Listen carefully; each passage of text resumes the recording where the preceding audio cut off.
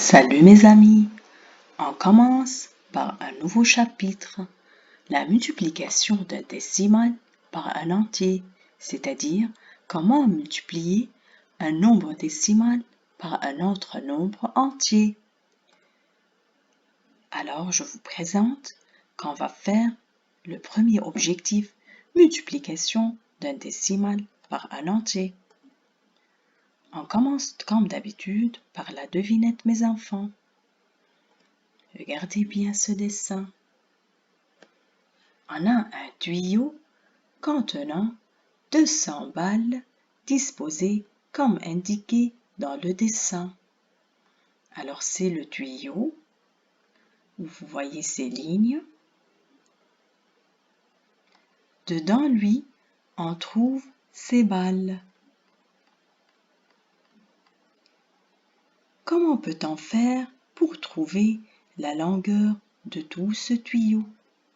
Eh bien, regardez bien ces flèches.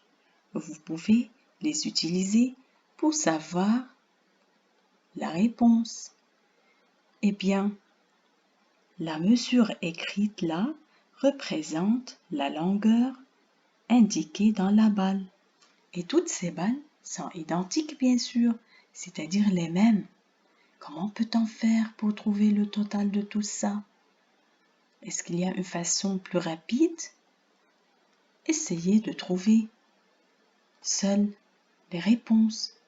Comment faire? Eh bien sûr, en voyant le premier objectif, vous allez vite trouver la réponse de la devinette en sachant sa manière ici.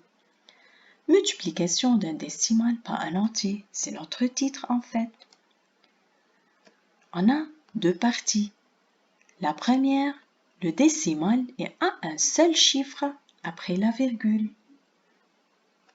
c'est-à-dire le dixième, n'est-ce pas?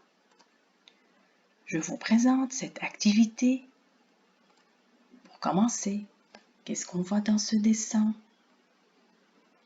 Ah bien, 4 crayons de couleur. Comment ils sont disposés? Eh bien, le bout est collé au bout.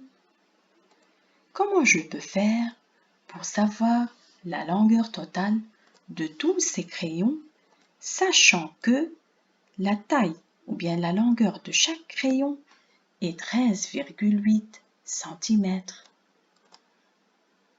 Comment faire mes enfants? C'est la question posée. Ah bien, combien de manières peut-on utiliser? Réfléchissez un peu mes enfants. Vous pouvez utiliser une feuille de brouillon si vous voulez. Même une calculette, c'est acceptable parce qu'on explique. C'est pas grave. Ah bien, alors vous avez raison. On peut additionner toutes ces mesures. Allons-y pour calculer la somme. 13,8, 13,8, 13,8, 13,8. Combien de 13,8 y a-t-il? Ah bien, 4 fois le 13,8. Je commence. 8 plus 8 plus 8 plus 8. Ou bien 4 fois le 8. C'est combien? C'est 32. 2. Et je retiens 3. Comme vous voyez, la virgule descend vite à sa place. C'est l'addition des décimaux.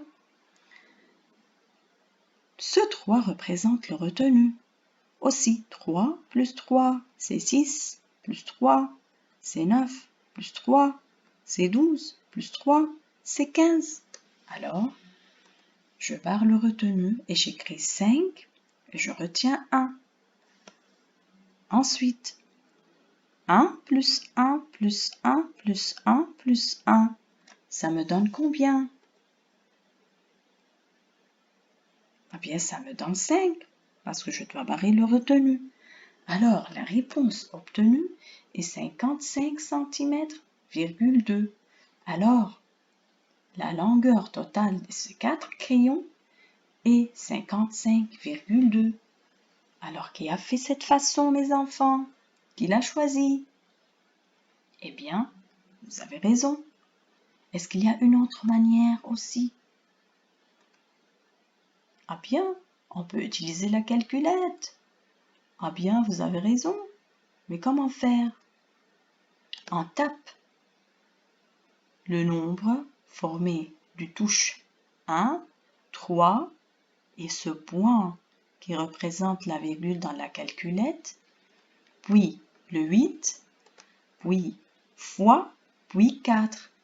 Et vous aurez 55,2, c'est-à-dire 55,2, parce qu'on a déjà dit que le point sur l'écran de la calculette veut dire la virgule.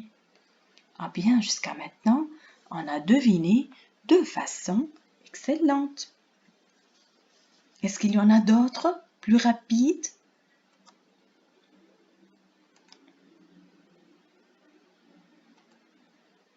Ah bien, on va voir. On effectue le produit de 4 fois 13,8, c'est-à-dire, au lieu de faire 13,8 plus 13,8 plus 13,8 plus 13,8, tout simplement on fait 4 fois le 13,8. Alors comme s'il n'y a pas une virgule, regardez comment. 138 fois 4 me donne 552. Tout simplement, c'est une opération de multiplication opposée sans virgule. Mais qu'est-ce qu'on fait de la virgule?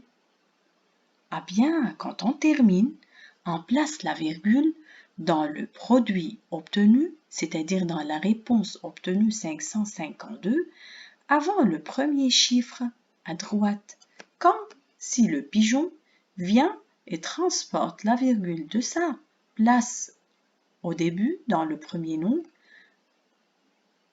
à la place aussi dans la réponse, c'est-à-dire combien on avait de chiffres après la virgule en haut?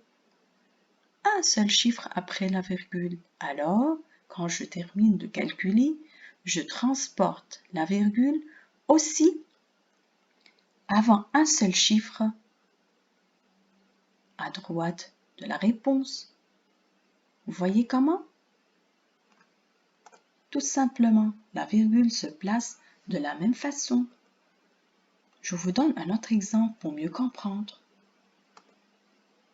Pour multiplier 7,3 fois 9, on pose et on effectue le produit, c'est-à-dire la réponse de la multiplication. Eh bien, 7,3 fois 9. Ce 9-là, vous pouvez le placer ici. C'est pas grave, parce qu'il doit être multiplié par les dixièmes et par les unités. Eh bien, 9 fois 3, c'est 27. 7, et je retiens 2. C'est une multiplication ordinaire. Je baisse vite la virgule à sa place, comme si elle n'est pas présente, tout simplement. Et puis je dis 9 fois 7, c'est 63, plus le retenu 2, ça me donne 65. Par suite, c'est une simple multiplication où je dois placer la virgule à sa place dans la réponse. Elle descend vite à sa place, comme dans un ascenseur, comme vous voyez devant vous. Bien, c'est une application sur ce qu'on a fait. Je vous donne à faire l'activité suivante. Vous avez un livre placé devant vous, comme celui-ci. La hauteur du livre, c'est celle qui représente l'épaisseur de ce livre.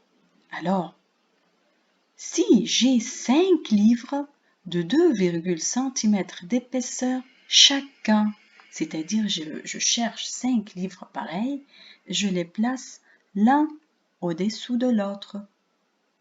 Comment je fais pour trouver l'épaisseur de tous ces 5 livres? Alors je vous laisse vous-même lire les consignes et bien sûr moi-même je vous ai donné les indices de calcul.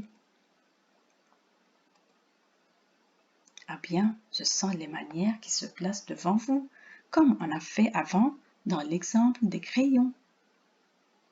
Et si vous ne savez pas quoi faire, vous pouvez regarder la vidéo de nouveau.